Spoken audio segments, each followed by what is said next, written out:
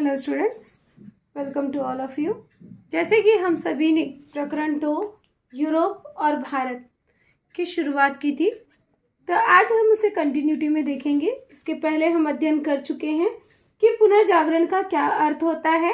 जैसे पुनर्जागरण का अर्थ है पुनर्जीवित करना, फिर से जागृत करना। इसके अलावा हमने पुनर्जागरण युग के बारे में पढ़ा कि 13वीं शताब्दी से लेकर 16वीं शताब्दी की कालावधि जो थी, उसमें यूरोप के इतिहास का पुनर्जागरण युग माना जाता है, जिसमें हमने पुनर्जागरण युग के एक विश्व प्रसिद्ध चित्रकार के बारे में हमने अध्ययन किया, जिसका नाम था लियोनार्डो दा विंसी। पुनर्जागरण के क्या क्या लाभ होते हैं, हमने उसके बारे में अध्ययन किया। उसमें हमने देखा कि किस तरह से छपाई यंत्र का आविष्कार 1450 ईस्वी में जर्मनी ने किया। इसके साथ ही साथ हमने धार्मिक सुधार आंदोलन और भौगोलिक खोजों के विषय में अध्ययन किया। आज जो है हम देखेंगे कि यूरोप में किस तरह से वैचारिक क्रांति हुई, अर्थात विचारों की क्रांति हुई। वैचारिक अर्थात विचारों की क्रांति हुई। तो पुनर्जागरण युग में जो परिवर्तन आए, उसके फलस्वरूप यूरोप की यात्रा मध्य युग से आधुनिक युग की ओर प्रारंभ हुई। तो यहाँ पर एक प्रश्न बनता है कि यूरोप की यात्रा मध्य युग से आधुनिक युग में किस कारण हुई। तो उत्तर स्वरूप हमें मिलता है कि पुनर्जागरण युग में जो परिवर्तन आए, उनके फलस्वरूप यूरोप की यात्रा मध्य युग से आधुनिक युग की ओर हुई। और इसी कालखंड में यूरोप में वैचारिक क्रांति हुई। जब मध्य युग से हम आधुनिक युग की ओर बढ़े, तो उसी समय उनके विचारों में क्रांति हुई।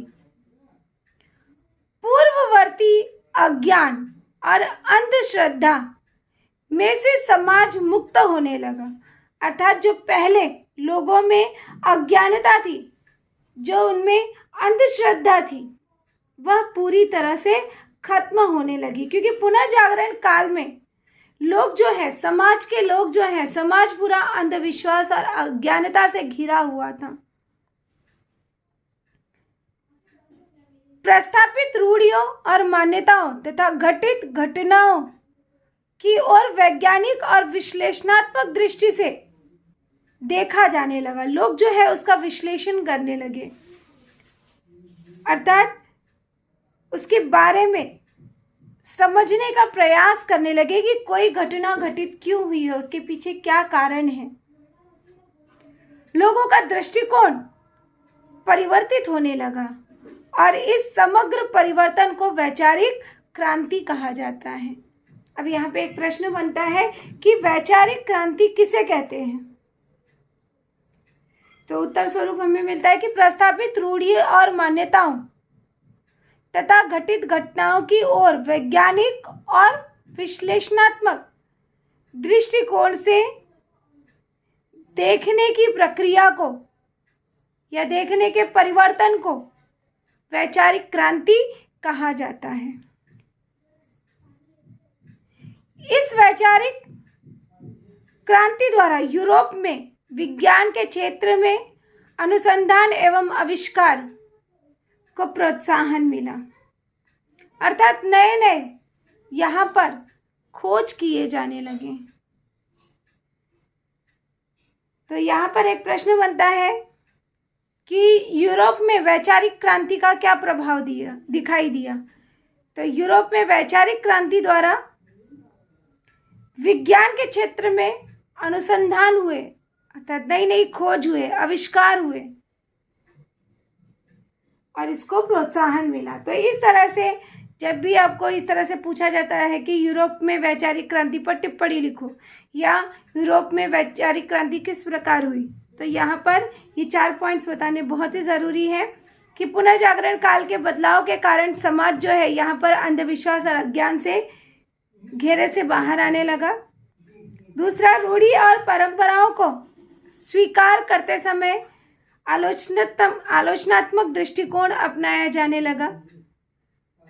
ये जो वैचारिक परिवर्तन हो रहे थे इसी को वैचारिक क्रांति कहते हैं। और इस वैचारिक क्रांति के कारण यूरोप में वैज्ञानिक अनुसंधान और आविष्कार को प्रोत्साहन मिला। तो इस तरह से आपको इसके बारे में बताना है।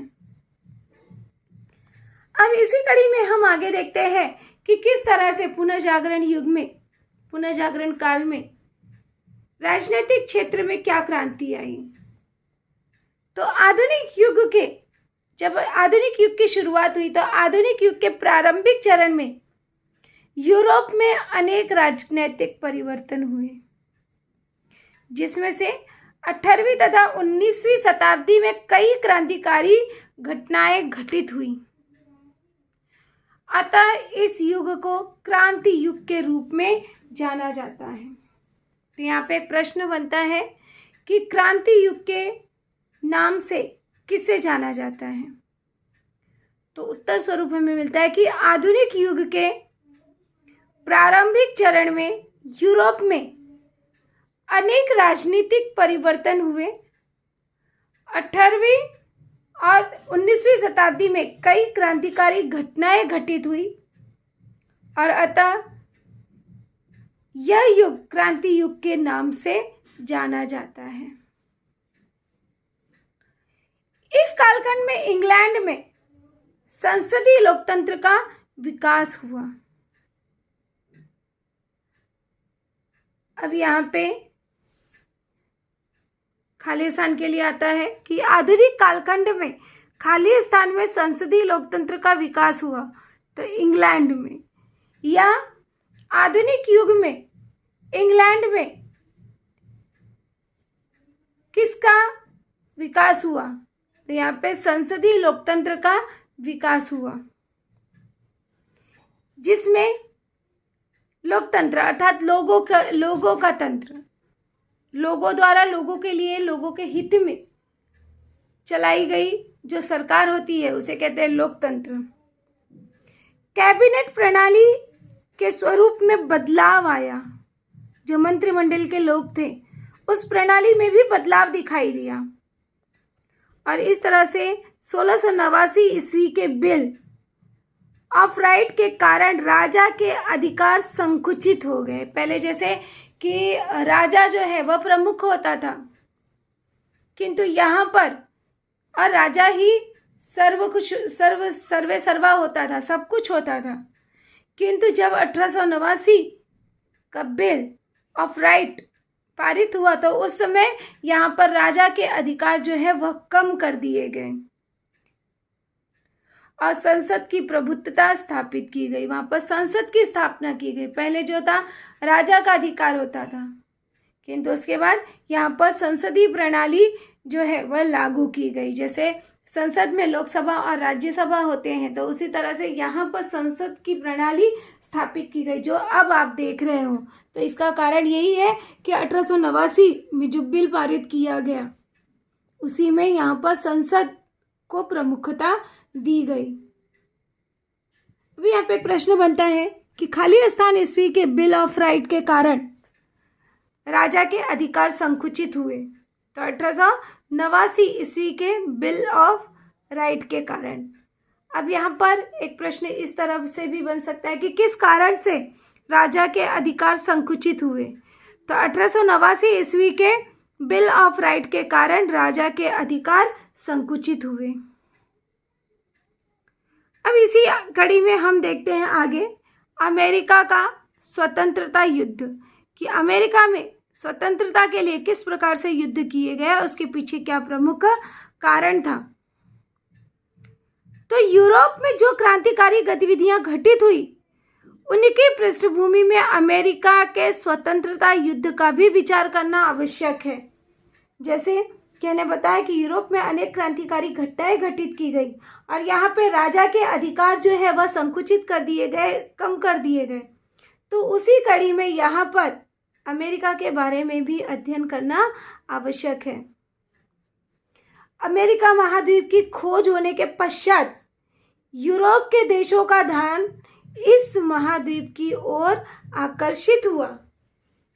जैसे कि इसके पहले हम लोग पढ़ चुके हैं कि इटली के नाविक ने ईस्वी सन 1492 में इटली के नाविक क्रिस्टोफर कोलंबस ने 1492 में अमेरिका महाद्वीप की खोज की।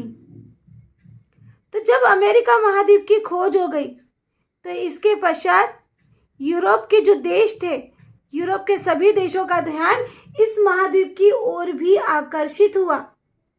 लोग जो है, यूरोप के लोग यहाँ पर भी अपना अधिकार, अपना प्रभुत्व स्थापित करना चाहते थे।